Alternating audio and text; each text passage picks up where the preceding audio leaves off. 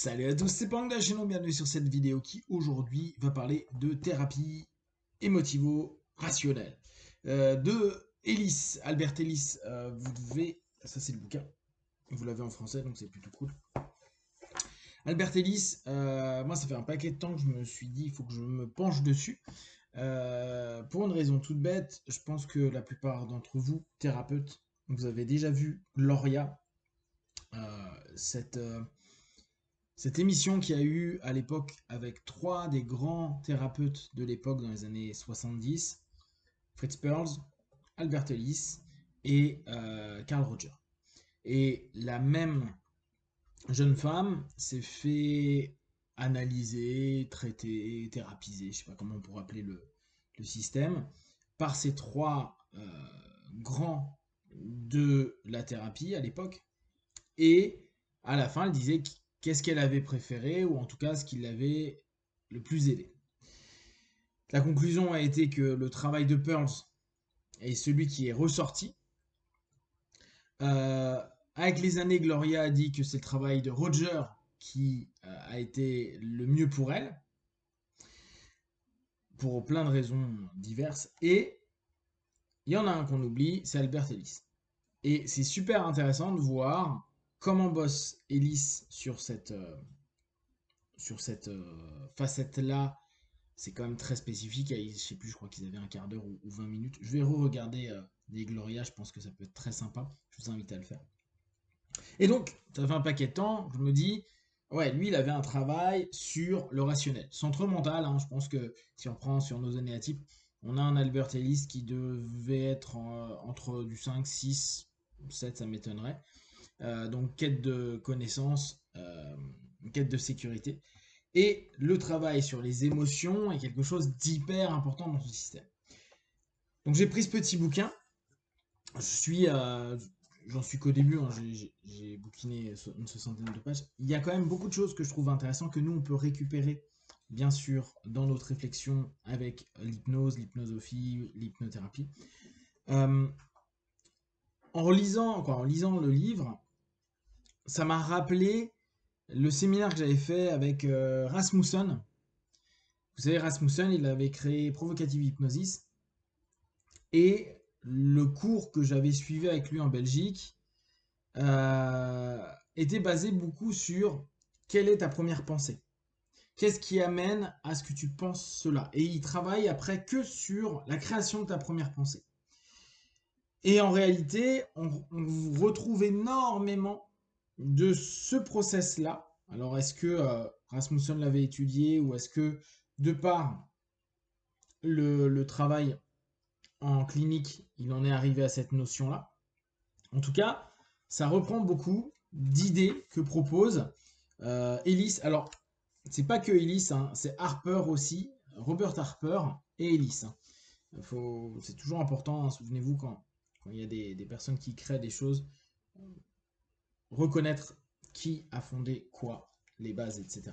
Alors, je vais pas du tout vous faire une étude du bouquin, vu qu'il est en français, donc ça, c'est pas vraiment le plus intéressant.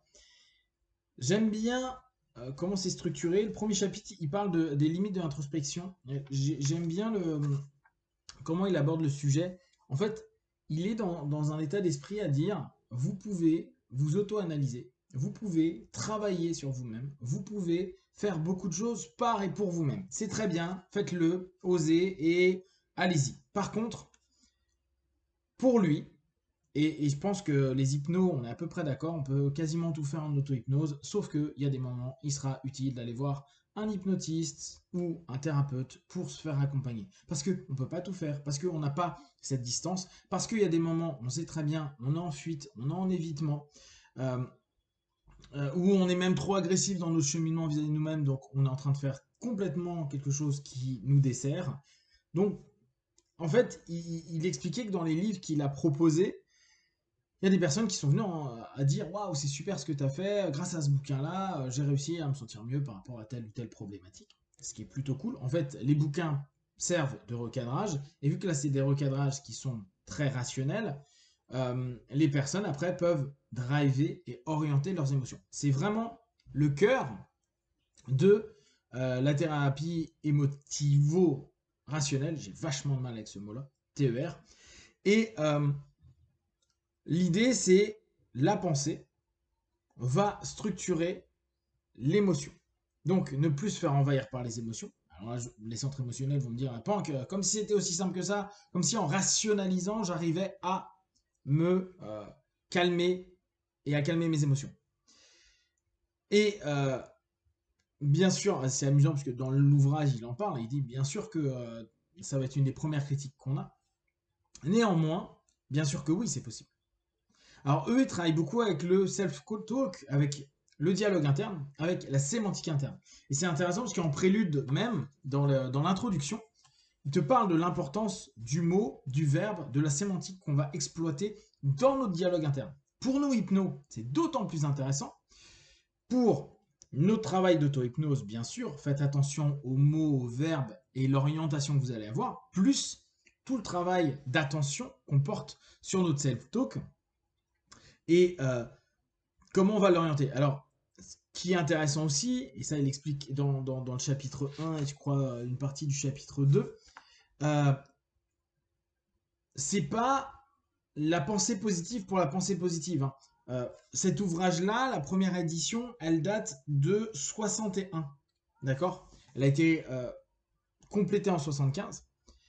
Donc, comme il disait, on est dans un monde où, à cette période-là, il y avait tout le mouvement New Age, tout le mouvement développement intellectuel et thérapeutique et d'attention sur soi avec justement la pensée positive. Et il dit, si on le prend naïvement comme la pensée positive, on sera à côté. Faire attention à son dialogue interne ne veut pas dire un côté naïf de se dire des choses positives. C'est rationaliser les éléments et les émotions qui nous sont négatives, destructrices, et orienter pour obtenir des émotions qui nous sont salvatrices et positives. Ça, c'est vraiment intéressant. D'ailleurs, beaucoup de personnes vont dire, mais si tu rationalises tout, tu n'as plus d'émotions. Et tu vas être un espèce de contrôle fric des émotions. Et ça ne va pas aller. Et c'est ce qu'ils expliquent. Ils disent, non, on peut très bien laisser aller les émotions quand ces dernières ne nous apportent pas d'éléments négatifs. Par contre, il va y avoir un travail à mettre en place et un travail sur sa pensée et un travail sur son dialogue interne quand, justement, les émotions entraînent vers du destructif et du négatif. Donc, ça, c'est intéressant à toujours prendre en compte. Quelqu'un qui va rationaliser, il n'a pas à rationaliser toutes ses émotions. Il va surtout travailler sur les émotions qui sont dissonantes et qui sont perçues comme telles. Et c'est là où eux, ils cherchent vraiment leur cœur de thérapie. Donc ouais, bon après, il y a tout un travail sur la sémantique, c'est intéressant parce que à un moment donné, il parle de généralisation à outrance qui sont faits dans la thérapie. Et là, pour les gens qui sont plus PNListes, on arrive sur le métamodèle de généralisation qui peut être hyper problématique. Néanmoins, parce que c'est là où c'est intéressant, il faut prendre en compte les éléments généraux pour pouvoir ne pas projeter et rester rationnel. Quand quelqu'un, par exemple, a une tendance addictive à quelque chose, attendre de lui qu'il cesse complètement et qu'il ait des comportements de non-addict à longueur de temps, c'est complètement utopique. Donc la généralisation est que la plupart du temps, ils risquent de retomber dans leur travers ou de ne pas réussir à se maintenir dans ce qu'ils se sont proposés. Et toi, en tant que personne qui vit avec une personne addictive, par exemple, tu ne peux pas projeter l'idée que ça va changer parce qu'il est spécial. Là, la généralisation va avoir un impact plutôt intéressant pour ton boulot perso et le fait d'accepter les choses. En tout cas, je vais un peu vous en parler au fur et à mesure. Il y a des éléments que je trouve vraiment sympas. Là, le chapitre 4, comment donner naissance à des sentiments, etc. C'est assez cool. Je vous ferai quelques débriefs. Moi, le but est de faire des parallèles avec les trans, l'autosuggestion, l'hétérosuggestion et tout le travail d'accompagnement qu'on peut faire. Si vous avez des questions et des remarques, vous partagez sur Facebook, YouTube. J'y répondrai le plus rapidement possible. Comme d'habitude, de tout ce que je propose, ne prenez que ce qui est bon juste pour vous tester, observer, analyser et conclure. Ciao.